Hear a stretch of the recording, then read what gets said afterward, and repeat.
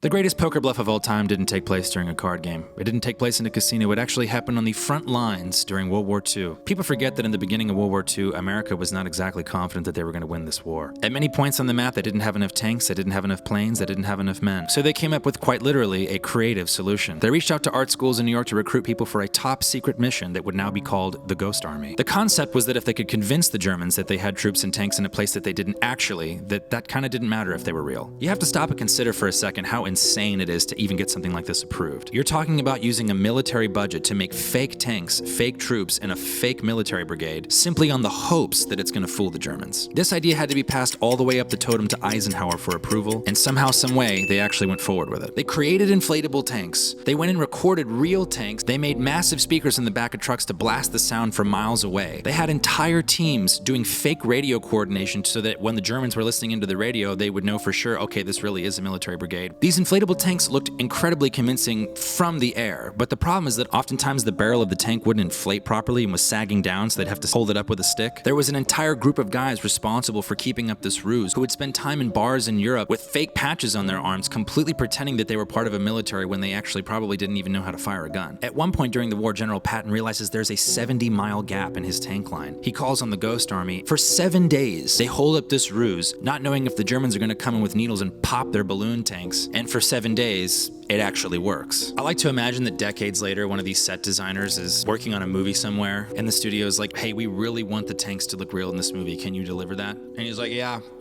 I'm pretty sure I can. Anyways, until next time, let me know if you guys need anything.